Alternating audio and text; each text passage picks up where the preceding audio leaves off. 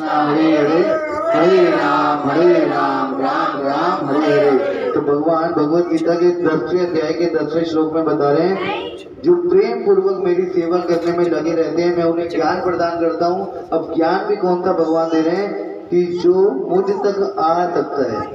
तो ये भगवान यहाँ पर ये क्यों कह रहे हैं जिसके द्वारा मैं मुझ तक आ सकता है, क्योंकि भगवान हमें बुलाना चाहते हैं।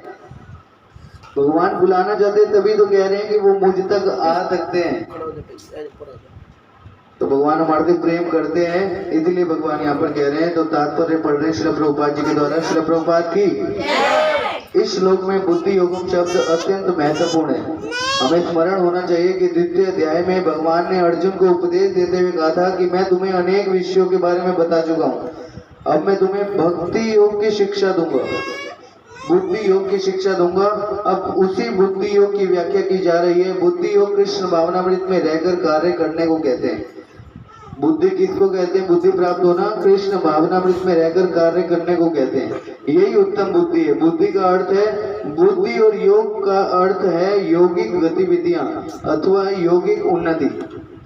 जब कोई भगवत धाम को जाना चाहता है और भक्ति में वह कृष्ण भावनामृत को ग्रहण कर लेता है तो उसका यह कार्य बुद्धि योग कहलाता है।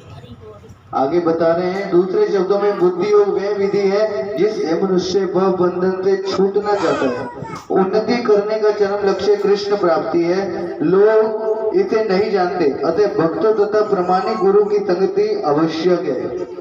मनुष्य को ज्ञात होना चाहिए कि श्री कृष्ण ही लक्ष्य हैं। जब लक्ष्य निर्दिष्ट हो जाता है, पता चल जाता है, तो पथ पर मंद गति भी प्रगति करने पर भी अंतिम लक्ष्य प्राप्त हो जाता है। ये बड़ा महत्वपूर्ण लाइन है। क्या कह रहे हैं? जिस व्यक्ति को पता चल जाए, क्या बोल रहे हैं, बहुत महत्वपूर्ण है। मनुष्य को पता होना चाहिए कि कृष्ण भक्ति, कृष्ण ही हमारे जीवन का लक्ष्य है। अगर लक्ष्य किसी का पक्का हो जाए तो इस पथ पर मंद प्रगति भी, धीरे धीरे भी कोई चलेगा तो उसको पता है कि अंतिम लक्ष्य हमारा हमें प्राप्त हो जाएगा। इसका उदाहरण कहते हैं, जैसे किसी व्यक्ति को घर आना है, तो जब घर आ रहे हैं एक पता है कि ये रास्ता हमारे घर की तरफ जाता है और बहुत जाम लगा हुआ है, बहुत जाम लगा है, तब भी मन में खुशी है, पता है ये रास्ता हमें घर तक पहुंचा देगा। और अगर हम गलत रास्ते पर चले गए और हमें पता है हमें जाना घर है लेकिन हम गलत रास्ते पे हैं तो भी मन में खुशी नहीं होगी। क्यों? हमें लग रहा है हम जा कर रहे हैं, पता ही नहीं है। तो इसी प्रकार अगर किसी को पता है कि हमें भगवान के धाम जाना है तो इसमें अगर धीरे धीरे प्रगति भी करी जाएगी तो भी हमारा लक्ष्य निर्दिष्ट है। जब मनुष्य लक्ष्य को जानता है किंतु कर्म फल में लिप्त रहता है तो वह कर्म योगी होता है। यह जानते हुए लक्ष्य कृष्ण है। जब कोई कृष्ण को समझने के लिए मानसिक चिंतन का सहारा लेता है तो वह ज्ञान योग में लीन होता है, किंतु जब वह लक्ष्य को जानकर कृष्ण भावनामृत तथा भक्ति में कृष्ण की खोज करता है तो वह भक्ति योगी या बुद्धि योगी होता है।